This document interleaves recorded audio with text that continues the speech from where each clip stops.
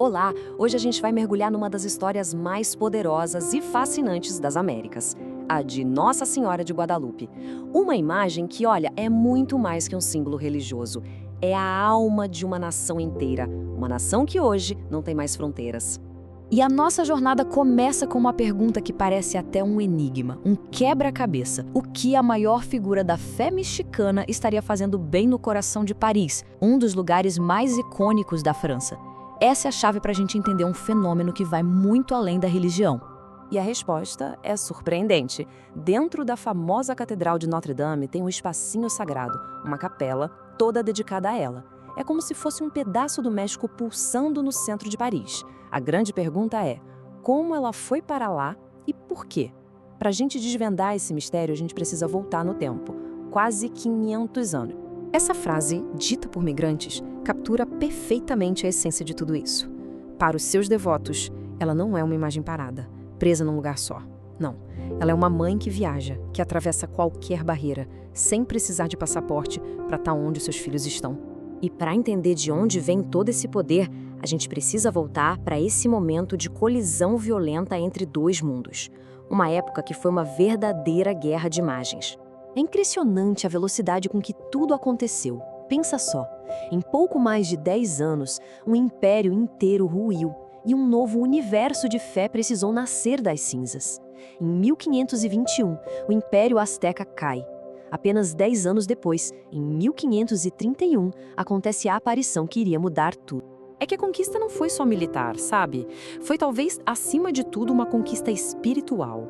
Essa política de extirpação de ídolos foi algo sistemático, brutal. Templos foram para o chão, livros sagrados queimados e as divindades antigas foram trocadas à força. Isso abriu um vácuo gigantesco de identidade e de fé.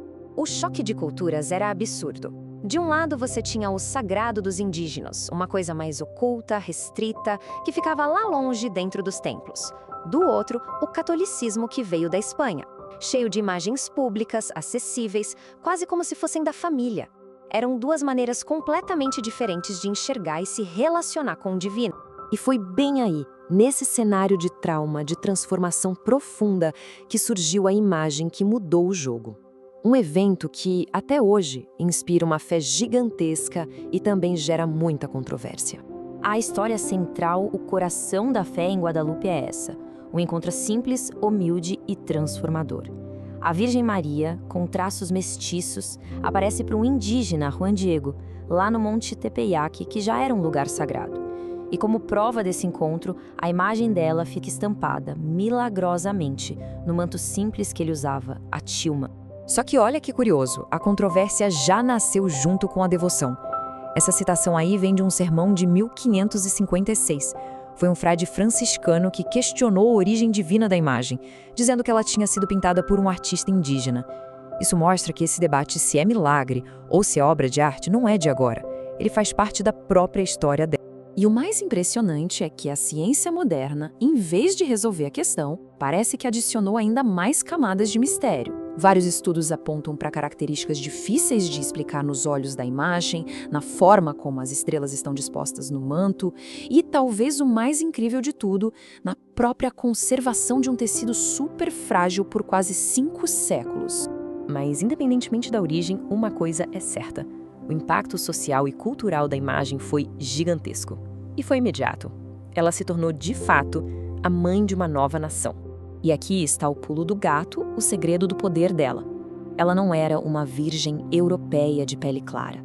Ela era a morenita, a mãe mestiça. A imagem dela é uma mistura perfeita de símbolos astecas e cristãos. O manto azul turquesa, por exemplo, era a cor da realeza indígena.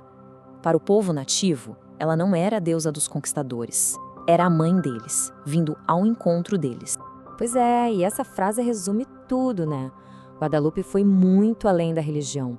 Ela se tornou uma embaixadora da identidade, da cultura, da alma mexicana para o mundo inteiro. E para a gente entender a profundidade dessa conexão, é preciso conhecer o conceito de mátria. Não é só a pátria, a terra dos pais. É a mátria, a terra-mãe. Guadalupe é a personificação dessa ideia. Um colo de mãe, um lugar de identidade e de pertencimento, principalmente para quem está vivendo longe de casa. E só para ter uma ideia do tamanho dessa devoção, dá uma olhada nisso. A casa dela, a basílica lá na cidade do México, atrai milhões de peregrinos todo ano. Só perde em visitante para a Basílica de São Pedro no Vaticano. É um fenômeno de fé em escala global. E é essa devoção imensa que nos traz de volta ao começo da nossa história, de volta a Paris. Agora o círculo entre o passado e o presente começa a se fechar. A expressão cordão umbilical é simplesmente perfeita. Para os milhões de mexicanos que vivem fora do país, ela não é só uma lembrança, é uma conexão viva, um pedaço de casa que eles levam junto, um elo que a distância não consegue quebrar. E essa história de uma família que levou pessoalmente uma imagem enorme de Guadalupe para Paris, nossa, isso diz tudo. A imagem não é um objeto qualquer que se manda pelo correio. Ela é tratada como uma pessoa, como uma mãe, que precisa ser acompanhada com todo carinho e respeito na sua viagem.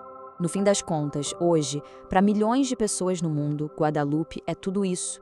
É um símbolo vivo de esperança no meio da dificuldade, um escudo de dignidade, uma âncora que conecta com a cultura e um apoio espiritual constante nessa jornada complicada que é a vida de imigrante. E a história dela toda nos deixa com uma reflexão final. Desde aquela colisão de impérios lá no século XVI, até uma capelinha em Paris hoje, a jornada de Guadalupe é um testemunho impressionante do poder de um símbolo. E isso faz a gente se perguntar, que outros símbolos por aí conseguem unir de um jeito tão profundo a fé de um povo, a identidade de uma cultura e a alma de uma nação inteira?